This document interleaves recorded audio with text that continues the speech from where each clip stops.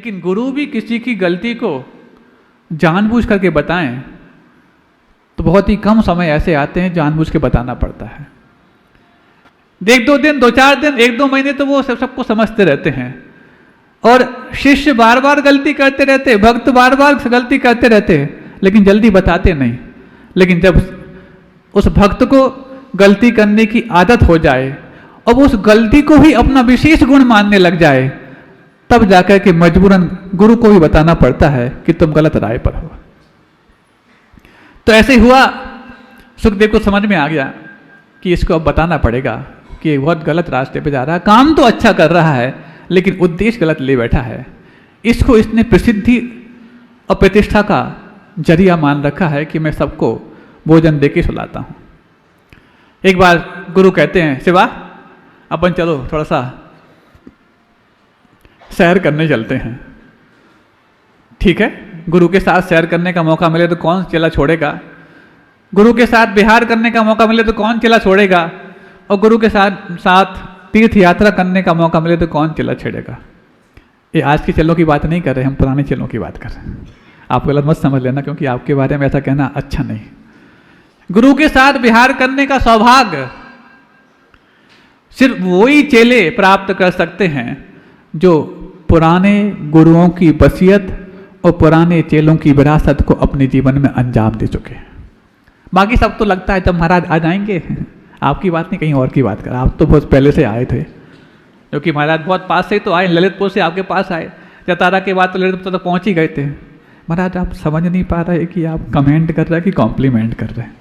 नहीं, हम तो कॉम्प्लीमेंट दे रहे हैं, क्योंकि आप जतारा से बहुत बेतरतीबी से भी पीछे पड़े थे और यहाँ तक आप लेकर आए। लेकिन हम हमारी बात नहीं कर रहे हैं, हम प्रत्येक साधु के लिए बात कर रहे हैं और प्रत्येक श्रावक के रूप में आप सबसे बात कर रहे हैं। तो सैर करने चले गए, और जैसे सैर करने जाते हैं रास्ते में एक पत्थर पड़ा हुआ था। सुखदेव बोलते हैं शिवा से, शिवा ये रास्ते में पत्थर पड़ा हुआ है, जरा इसको उठाना। पत्थर को देख करके भी उसमें उदाहरण खोज करके और संदेश देना, ये पत्थर दिल शिष्य को नहीं, पत्थर को भी जो पूजनीय बना दें ऐसे गुरु को आता है। और बस पत्थर के नीचे क्या है ये तो गुरु जानते हैं, लेकिन चेला तो सिर्फ इतना सा जानता है, गुरु ने जो कहा है मुझे उतना करना है। और जैसे ही पत्थर अलग किया, क्या देखता है, उसके नीचे एक बड़ा सा कीड़ा अपना राशन इकट्ठा कर रहा था। कई बार आपने देखा होगा बरसात के नीचे कई बार पत्थर जो डामाडोल होते हैं उनके नीचे आप उठा के देखो तो कीड़े मिल ही जाते हैं, लेकिन कीड़ा मिलना सामान्य बात है। कीड़ा अपना राशन इकट्ठा कर रहा था उस पत्थर के नीचे अपने आप को सेफ मान करके। तो सुखदेव कहते हैं बड़े अंदाज से, शिवा तेरे राज्य में सिर्फ प्रजा ही भूखा नहीं सोती, तूने तो इतना भी इंतजाम कर रखा कि कीड़े मुकीड़े भी अपना राशन इकट्ठा करना जान गए। बस ये वाली बात थी, शिवा को बहुत बड़ा मैसेज मिल गया। मैं समझता हूँ कि अपने राशन की जुगाड़ इन प्रजा के लिए मैं करवाता हूँ, लेकिन यहाँ तो कीड़े मुकीड़े भी अपने राशन की जुगाड़ करना जानते हैं। मैं व्यर्थ का ही अभिमान अपने ऊपर कर रहा था। गुरु की पहली दृष्टि होती है जो संदेश देने के लिए उदाहरण सिर्फ आदर्शों का नहीं, कीड़े मकोड़ों का भी देकर के किसी को भी आदर्श बनाने लायक समझती है। और जब चेले चंचल हो जाएं, शिष्य शुष्क हो जाए, तब जाकर के उनको आर्द्र और भिगाव करने के लिए कुछ वाणी की भी फुहार करना पड़ता है। तो कई बार कठोरता से भी उनके साथ में पेश आना पड़ता है, तब जाकर के वो चेले कुछ समझते हैं। नहीं है तो फिर जब आम हो जाती कोई चीज तो उसकी दुर्लभता समाप्त कर लिया करते हैं। इन चेलों का कुदरती मिजाज है, स्वाभाविक गुण, जिसको कुदरती मिजाज उर्दू शब्द हो गया, स्वाभाविक गुण है तो होता है। तो ऐसे ही आपको लग रहा होगा कि इस नमक के माध्यम से आपके घर में बहुत सारी चीजें बेचती गई, और जिनके जीवन में सादगी और त्याग पनप रहा होता है, उन्हीं के जीवन में प्रसिद्धि और प्रतिष्ठा का सबब भी आकार ले रहा होता है। ऐसे कई उदाहरण और अब हमको बताने जा रहे हैं। अब जब बात मिट्टी के बर्तनों की आ ही गई है तो इस पर थोड़ी सी चर्चा कर लें। पहले पर्याप्त मात्रा में हर घर में मिट्टी के बर्तन हुआ करते थे, राजा महाराजाओं के लेकर के और गरीब गुरबा तक। राजा महाराजाओं के लिए भले ही परोसने के रूप में आने वाले बर्तन चांदी के हों, सोने के हों, अन्य किसी विशेष धातु के हों, लेकिन पकाने वाले बर्तन तो उनके यहाँ भी वही हुआ करते थे जो आपके लिए नदारद हैं। जैसे ही मिट्टी के बर्तन गायब हुए, आपने अपने शरीर को मिट्टी बनाने के लिए वो बर्तन साथ में ला लिए। महाराज शरीर को मिट्टी बनाना, बीच बीच में आप कौन सी बात इतनी जल्दी से बोल जाते हैं कि हमें सोचने में लगता है कि कहीं ये माजरा है क्या। हाँ, जो बात हम बहुत जल्दी बोल जाते हैं उसी को आप जल्दी पकड़ना चाहिए। पहले मिट्टी के बर्तन में लोग खा करके अपने स्वास्थ्य को बढ़ाते थे, और आज तुम अपने शरीर को मिट्टी बनाने के लिए एल्यूमिनियम के बर्तन, स्टील के बर्तन को ले आए हैं। बर्तन से क्या फर्क पड़ता है महाराज जी? गुणवत्ता तो वस्तु में होनी चाहिए जो हम पका रहे हैं। गुणवत्ता वस्तु में यदि होती तो फिर तो हर व्यक्ति गुणवान बन जाता। गुणवान वस्तु कौन नहीं लाना चाहता। और धीरे धीरे जैसे उन फिरंगियों ने आपके जीवन को और आपकी विरासत को पुष्ट करने वाली सारी चीजों को खत्म करने की मानसिकता बना ली, तो एक के बाद एक, पहले भाषा, फिर चिकित्सा, फिर गुरुकुल, फिर वस्त्र, फिर उसके बाद संस्कार, फिर उसके बाद बर्तन, ईंधन, और इसके बाद बात आती है जिनको आप पात्र बोलते हैं, बर्तन। हम बर्तन की बात अपन अभी कर ही रहे हैं। बर्तन को भी आपसे अलग करना चाहा, क्योंकि वो समझने लगे, वो बहुत पर्याप्त R&D करके आए थे आपके दिमाग की भी, और आप जिन चीज़ों को इस्तेमाल करके अपने दिमाग को पुष्ट बनाते हैं उन चीज़ों की भी। न्यूट्रिशंस जिसको बोलते हैं, न्यूट्रिशियस, पोषण, पोषक तत्व जिसको आप बोलते हैं। तो हर वस्तु के अपने पोषक तत्व होते हैं, और वो उसको पकाने में पोषक तत्व नष्ट किस बर्तन में कम होते हैं, किस में ज़्यादा होते हैं, ये विज्ञान ने पर्याप्त रूप से सिद्ध किया है। और मिट्टी के बर्तनों में यदि आप भोजन पकाते हैं, पीछे के लोग जल्दी अपनी जगह पे बैठ जाएं। मिट्टी के बर्तनों में यदि आप पकाते हैं तो क्या होता है, अन्य बर्तनों में पकाते हैं तो क्या होता है, पीतल के बर्तन में पकाते हैं तो क्या होता है, और एल्यूमिनियम में पकाते हैं तो क्या होता है।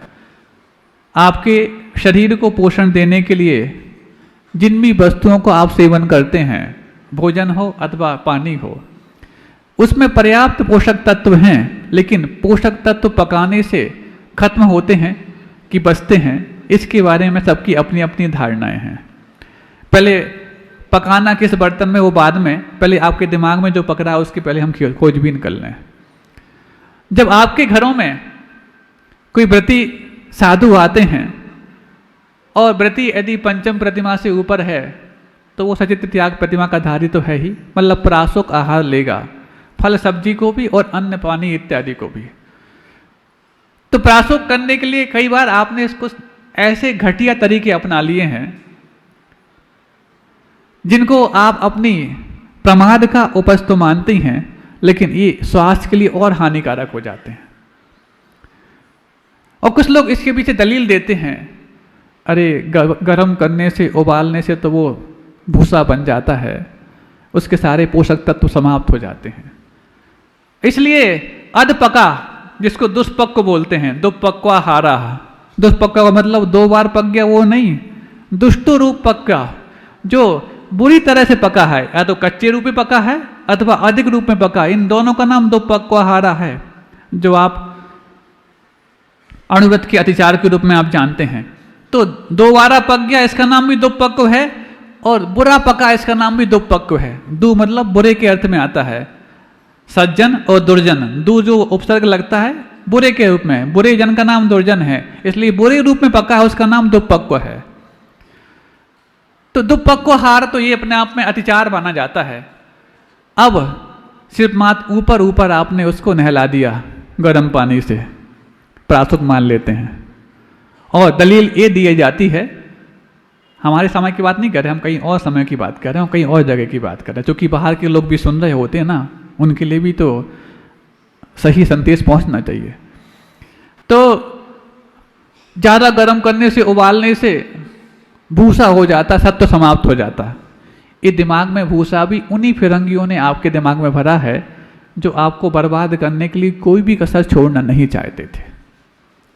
अब हम वैज्ञानिक और प्रामाणिक तथ्यों को आपके सामने रख करके आपके दिमाग के भूसे को किस गाय को चराएंगे भगवान जाने। अभी तो पहले बाहर आ जाए। बात समझ में आ रही है ना? सुखदेव को भी शिवाजी को समझाने के लिए थोड़ा कठोर बनना पड़ा था। ऐसे ही शिवाजी, पता नहीं आप लोग कौन कौन से हैं, कठोर तो बनना ही पड़ेगा। तो सुनो, मिट्टी के बर्तनों की बात है। अभी एक मंदिर की बात है, 6 मंदिर। सावधान रहना, सबको बोल देना। क्यों हंस क्यों रहे हो आप लोग? अच्छा, आज शुरू में आप लोग मुस्कुराओ ये नहीं सुन पाए और आपने मुस्कुराया नहीं, इसलिए अब बीच में बात याद आ गई। हाँ, बहुत अच्छा। चलो कोई बात नहीं, आपको ऐसे ही मुस्कुराना अच्छा लगता तो ऐसे ही हम बातें कर लिया कर लेंगे। तो मिट्टी के बर्तनों की बात है कि हर बर्तन में पोषक तत्व सुरक्षित रहते हैं। और लोग ये जो धारणा से ग्रसित हैं कि प्रासुक करने से वो भूसा हो जाता है, उबालने से सत्व नष्ट हो जाते हैं, ये बात किसने फैलाई आपके दिमाग में?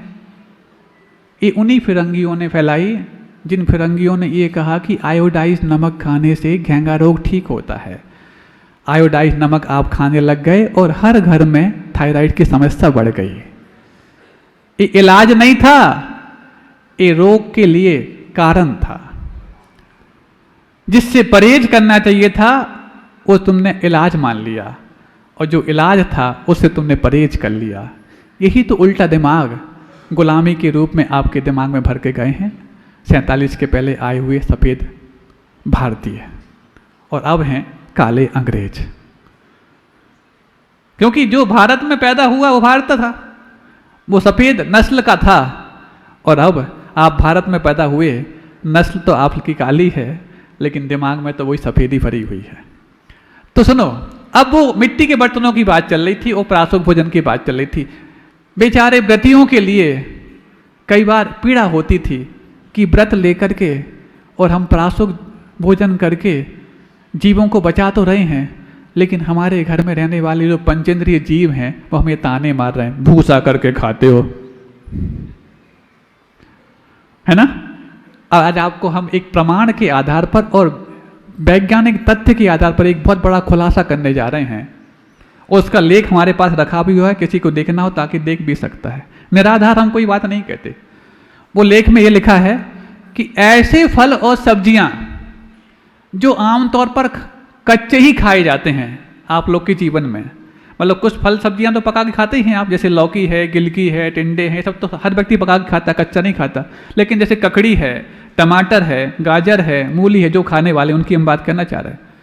तो जो कच्चे ही खाए जाते हैं, ऐसे तक फल और सब्जियां यदि आप उबाल करके खाते हैं तो उनमें एंटीऑक्सीडेंट की मात्रा बहुत बढ़ जाती है और ये आपके पाचन में इतना सहयोग करते हैं। इसमें माइक्रोन्यूट्रिएंट्स अथवा न्यूट्रिशंस नाम मात्र के नष्ट होते हैं, लेकिन आपके शरीर को पोषण देने के लिए बहुत अधिक हद तक ये कारगर हो जाते हैं। ऐसा लेख हमारे पास रखा है, और सामान्य नहीं, किसी विशेष समाचार पत्र की एक कटिंग के रूप में कोई हमारे पास लाके रख गया था, जिसको आप प्रामाणिक समाचार पत्र मानते हैं, और वैज्ञानिक आधार पर यह सिद्ध किया कि चीजें उबालने से और ज्यादा न्यूट्रिशियस हो रही हैं, और खासतौर से वो चीजें जो कच्ची ही खाई जाती हैं। लौकी सब्जी तो सब पका के खाते थे, लेकिन ये जो चीजें कच्ची ही खाते थे उनमें पकाने पर लोग ये कहते थे कि ये पकाओगे तो भूसा बन जाएगा। ये दिमाग के भूसे की उपज थी। अब ये भूसा निकाल रहे हैं धीरे से कि नहीं, इससे भूसा नहीं बनेगा, बल्कि आपके जीवन में जो भूसा था उसको निकाल करके और आपके जीवन में भाषा और भूषा और भाव और भोजन, इनके सही महत्व को दिखाने के लिए कारण बन पाएगा। सुन रहे हैं आप लोग? अब जो लोग ऊपर से गर्म पानी डाल के नहला देते हैं उसको, वो और अपराध करते हैं स्वास्थ्य के प्रति। या तो पूरा कच्चा खा लो, कोई दिक्कत नहीं, या फिर पूरा पका के खाओ तो सबसे अच्छी बात है, लेकिन अध कच्चा खाने से तो यही तो आपके जीवन में आपके पेट के रोगों के लिए सबसे बड़ी दिक्कत बन गई है। अध कच्चा खा रहे हो, साधु को भी अधकच्चा खिलाने का प्रयास करते हो आप लोग, नहीं कहीं बाहर की बात कर रहे हैं। बाहर वाले भी समझना कि कहाँ की बात कर रहे हैं हम, यहाँ की बात तो है ही नहीं है। अब ऊपर से नहला दिया, ज़्यादा हुआ तो हल्दी का ऊपर से लेप लगा दिया, जैसे होता ना मड़वा होता है, मड़वा समझते हो, हल्दी का बलुआ होता है। ऐसे बेचारे वो फल सब्जियों को जब साधु आ जाते हैं तो हल्दी का बलुआ झेलना पड़ता है, ऊपर से हल्दी पोत दी जाती है ताकि साधु समझ जाएं कि ये प्रासुक है। साधु तुम्हारे भीतर तक की स्कैनिंग करना जानते हैं, क्या वो फल और सब्जी की स्कैनिंग नहीं कर पाएंगे? देखते ही साथ बाहर कर देते, हाँ ठीक है महाराज बिल्कुल प्रासुक है, हमने अपने सगे हाथों से किया है। तो बाकी सब काम का तुमने पराए हाथ से कराए थे। होता है ना, हम ये कहाँ से आई? अब वो फिरंगी जो आपके दिमाग में भर गए थे, जो कि बात 15 अगस्त के समय की चल रही है कि ये उबाल के खाने से भूसा हो जाता है, सत्व नष्ट हो जाता है। अब धीरे बिल्ली की आवाज में बोल रहे हैं सत्व नष्ट नहीं होता बल्कि और बढ़ जाता है। आपके जीवन में यदि भोजन से सत्व नष्ट करने के लिए पूर्वाचार्यों ने प्रासुक की विधि बताई होती तो शायद वो अपराधी माने जाते हैं, लेकिन वो अपराधी नहीं, हमारे आराध्य हैं। तो उनके लिए ये बताना गैर लाजमी होता कि उबाल के क्यों खा रहे हो। इसलिए आपके स्वास्थ्य की रक्षा भी हो, आपके संस्कार की रक्षा भी हो, आपके दया और करुणा की रक्षा भी हो, ये सब व्यवस्थाएं पूर्वाचार्यों ने दी हैं। लेकिन हम उनकी बात तो नहीं माने थे। जिन फिरंगियों ने, जो छोटे मोटे वैज्ञानिकों ने हमारे दिमाग में भूसा भर दिया, उनकी बात आज तक मानते रहे।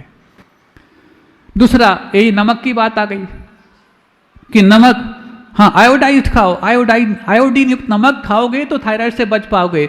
सबसे अधिक थायराइड के मरीज बढ़े हैं पूरे विश्व में, तो जब से लोग आयोडाइज नमक खाने लग गए तब से बढ़े हैं। और हर घर में आयोडाइज नमक है। अब सिलबट्टे गए, अब वो खल्लड़ गए, अब तो महाराज ग्राइंडर में इतनी सामर्थ्य आ गई कि तुम पत्थर भी पीस सकते हो। लेकिन अब पीसने के सामर्थ्य इन बाजुओं में कहाँ रह पाई, क्योंकि सत्वहीन चीज तुम खाने लग गए हो। बताओ किन घरों में नहीं आता? अब तो महाराज चक्कियां भी सब घर में दिखाने के लिए रखी रहती हैं कि हमारे घर में आटा चक्की है, बाकी तो ना हम चक्की जाते हैं न घर की चक्की से पीसते। अब तो पैक्ड आता है कैप्टन कुक। आता कि नहीं आता? ये आपकी जीवन शैली में घुलने में 2010 घर की हम बात नहीं कर रहे हैं, हम एक आम बात कर रहे हैं। किस हद तक प्रमाद करोगे, किस हद तक परिश्रम से बचोगे तुम लोग? और क्यों बचना चाहते हो? ये परिश्रम से बच करके तुम कहाँ? अब जब परिश्रम से बच करके आपकी बॉडी निढाल हो जाती है तो फिर जिम जाते हैं,